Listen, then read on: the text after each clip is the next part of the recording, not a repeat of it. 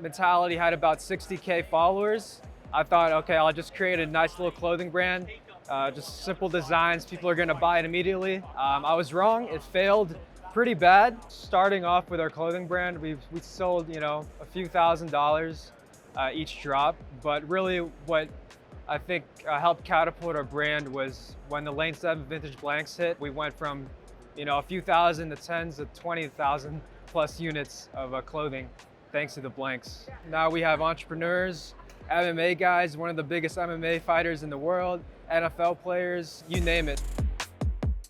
My name is Jason Hill. I am one of the owners and founder of Mentality, a clothing brand based here in Las Vegas. Started around when I was in high school, senior year. Originally it was sports only, and eventually the community kept building and building. And now we're selling clothes, neon signs, canvases, bracelets. So it's really more than a clothing brand, but we'll stick to that for now.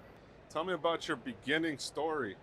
How did this all start? How did Mentality come together? I was actually trying to grow my YouTube channel, and I was paying these Instagram theme pages that were sports pages all my YouTube revenue at the time. So 2 months into it, I was like, I might as well make my own Instagram page. Yeah, my YouTube at the time had like 20,000 subscribers, and I was making little money from it, just posting motivational football videos. So that's what Mentality started off with, and it's just grown into, different athletes, MMA, entrepreneurs, and that's where our slogan really came from. So Mentality was like an origination of what you were doing on YouTube.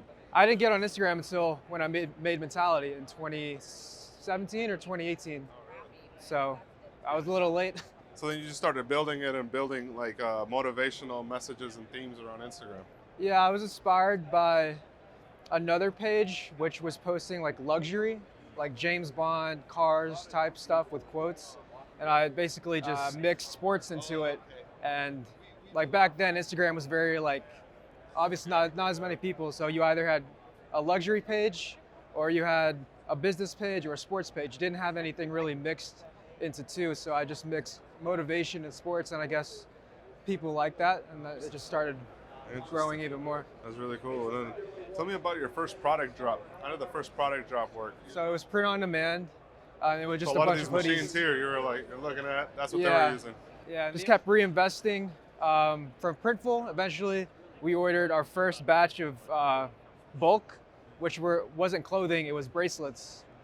And then about a year just selling bracelets, we've went to a convention here in Vegas. I think it was Magic. And we found our first. That's when I met you guys yeah, the first yeah. time. Yeah. We've met our first overseas supplier, and then we ordered like literally on the spot, paid like $20,000 to some random Chinese manufacturer, and that was our first bulk order. 2 years ago, yeah. 2 years ago, right? Yeah, it was like right before COVID, right before the trade show shut Yeah. down. So then, tell me about like, because I see you guys wear a lot of the vintage stuff. So tell me about how the switch to like a vintage style tee affected your overall growth of the brand. With the streetwear designs we have, most people do just normal black.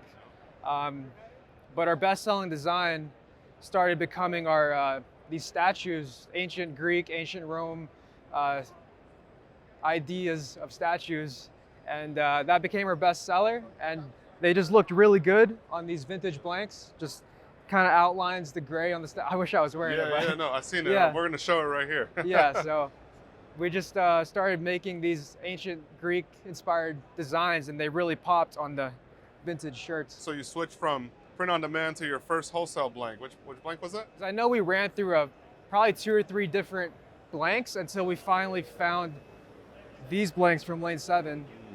But even then, we probably bought about 50 to 70 vintage blanks, and we narrowed it to about 2 or 3 of them, and one of them was Lane 7. So we just tested it out, and it just became our best seller. In my opinion, you guys really set a tone with the vintage look. Tell me a little bit about what you guys plan on doing with Mentality as it continues to grow and evolve today. What's the goal? What's the mission?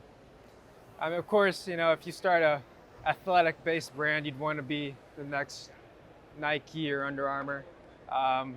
Right now, we're not sure if we want to move into just more clothing, stay as a clothing brand, or branch off into media, just because we can sell so many different products. You know, we've sold canvases, neons, but yeah, our main core audience are athletes, so we'll for sure be scaling in that aspect with our gym here in Vegas, hopefully in the next 6 to 12 months, sponsoring athletes, UFC athletes, NFL. One major lesson that you learned over the years that you wish you would have learned before you started your first company, before you started this company? I mean, I think the major one was probably when I failed with the first clothing brand, when we were just, Mentality was at like 60,000 followers, and I thought it'd be easy, you know, I'll just make a bunch of designs, people will buy it, but yeah, it failed pretty bad. So that's when I just stuck with it. I was like, I have an audience, I'll just keep growing it.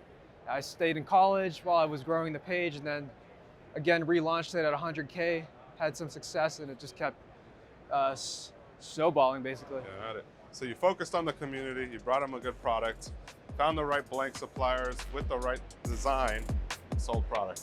Yeah. Building a brand.